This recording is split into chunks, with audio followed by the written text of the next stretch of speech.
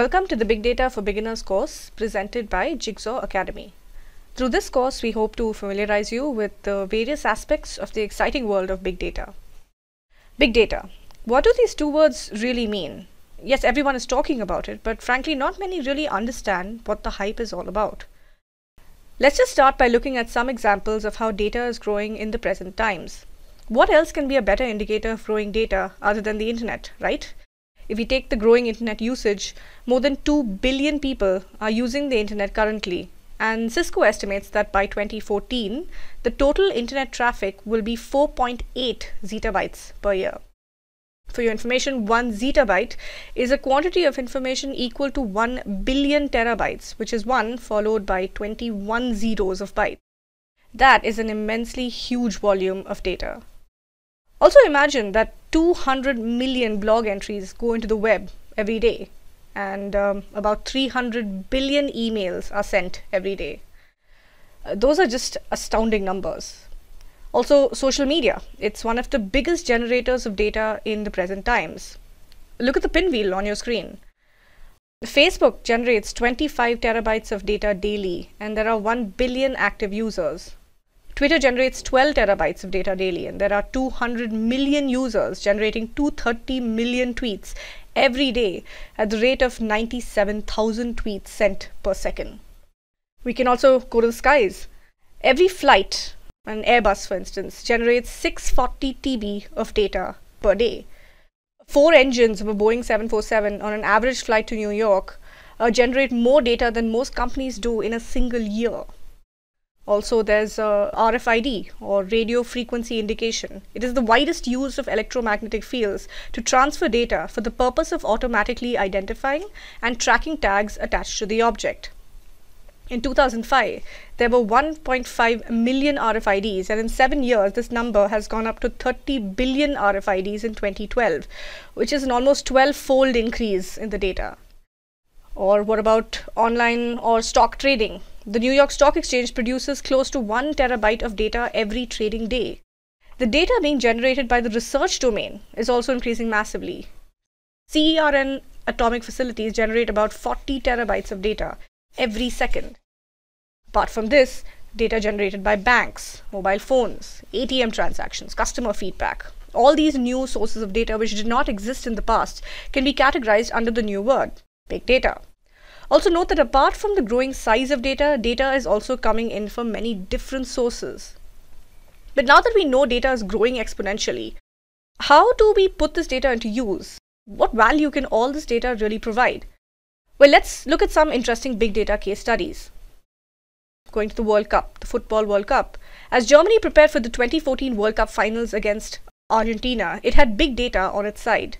To gain a competitive edge, the team partnered with German software giant SAP AG to create a custom match analysis tool that collects and analyzes massive amounts of player performance data.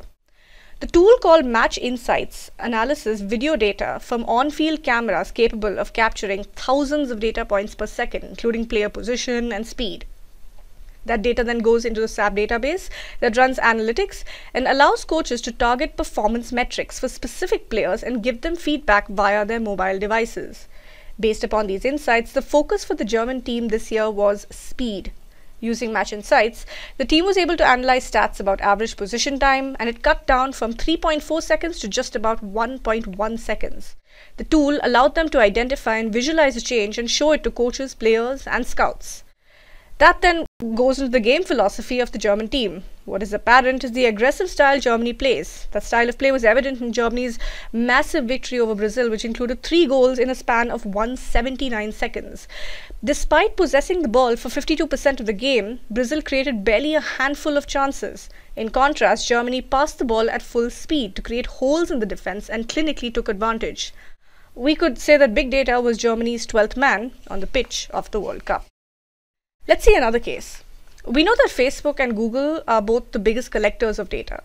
They deal with data of the order of 10 terabytes per day. However, a big difference between Google and Facebook is that Google's information about who we are is often a best guess based on what sites we visit, what search terms we use, etc. But from the start, Facebook explicitly asks us who we are, where we live, what are we interested in, etc. This also shows in their revenue growth. Ad revenues at Facebook grew by 129% from 2011 to 2013 compared to 49% at Google during the same period. Another interesting example is American President Obama's 2008 re-election campaign. The campaign hired more than 50 data analysts and behavioral science experts and housed them in a bunker-like room called The Cave, located at the Chicago campaign headquarters. These experts worked 16-hour days over 16 months, analyzing traditional campaign data from call centers, the publicly available and social media data about voters in swing states. They identified roughly 15 million undecided voters who might be persuaded to vote for the president.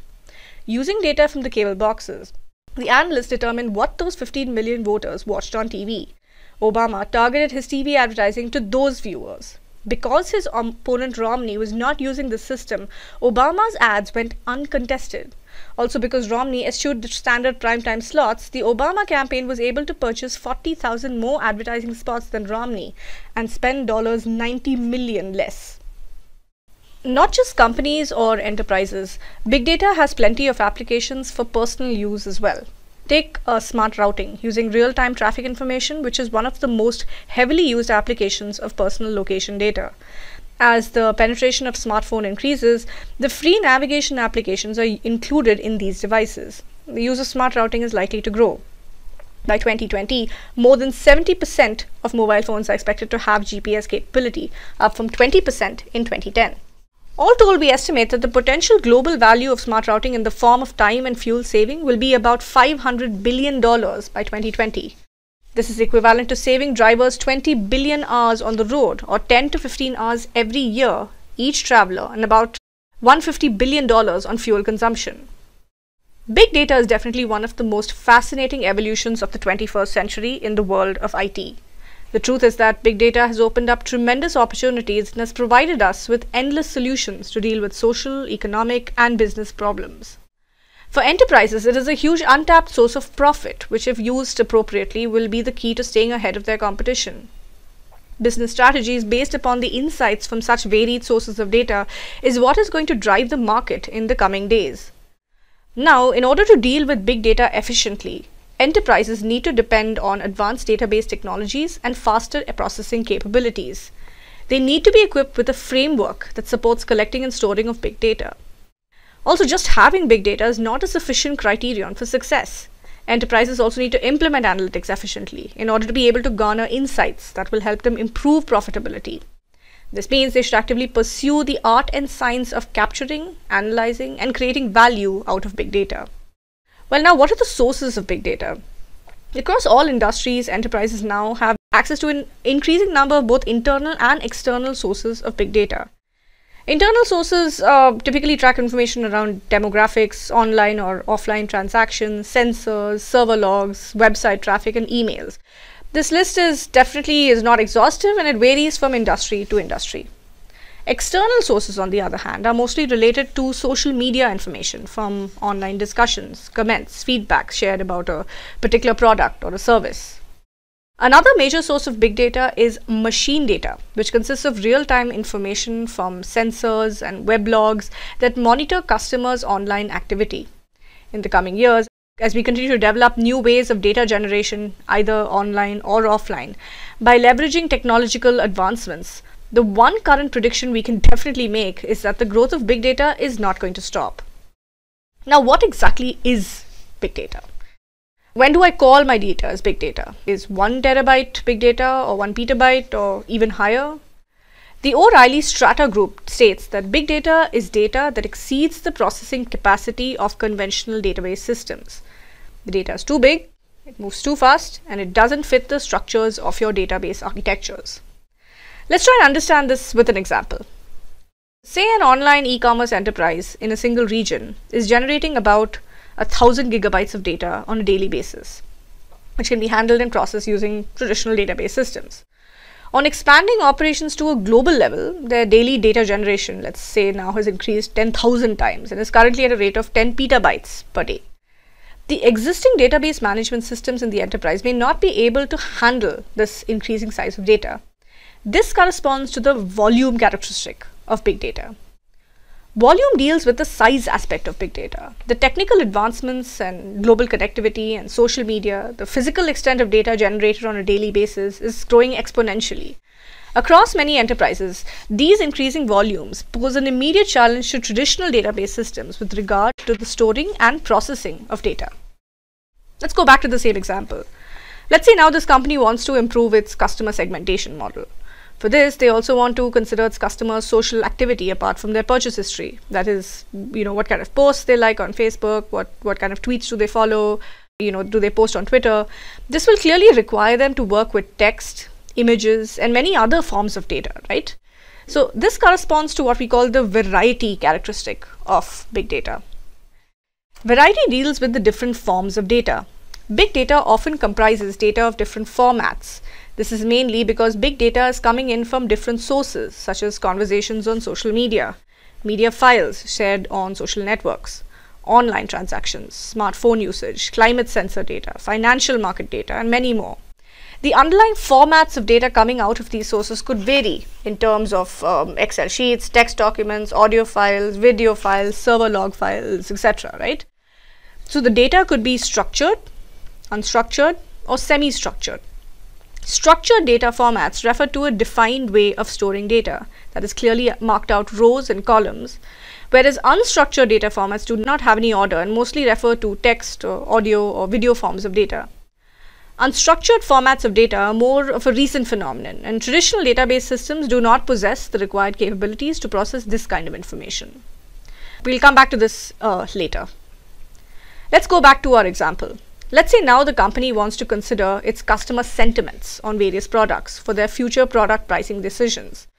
One way of doing this is by analyzing all the tweets on various products of the company. Here we need to extract data from Twitter, right? The repository should get updated as and when there are new tweets coming in on the products. In this case, note that the rate at which the data could be coming in is quite unpredictable. This rate could easily vary, right? From 10,000 tweets per minute to maybe just even 10 tweets per hour, right? This rate could be much higher during new product launches or during specific promotional events from the company. This is what corresponds to the velocity characteristic of big data. Velocity deals with the rate at which the data is coming in. In case of real-time applications with data coming in at very high velocities, the ability to process data quickly and produce results becomes very important.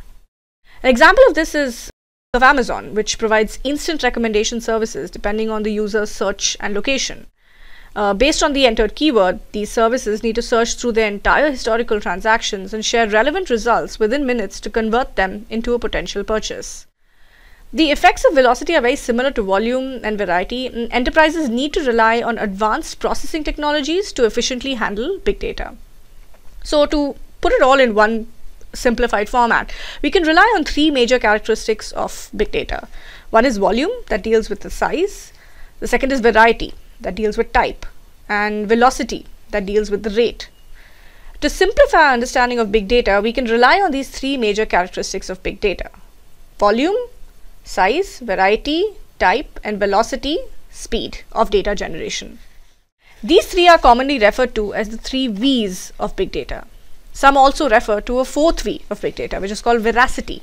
And veracity usually refers to the noise and abnormalities that may be present in the data.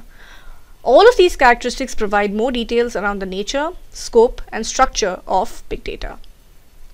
So to do a quick recap, in this video we discussed what is big data, how is data growing in the present times, we looked at some interesting big data case studies, and we also talked about its characteristics.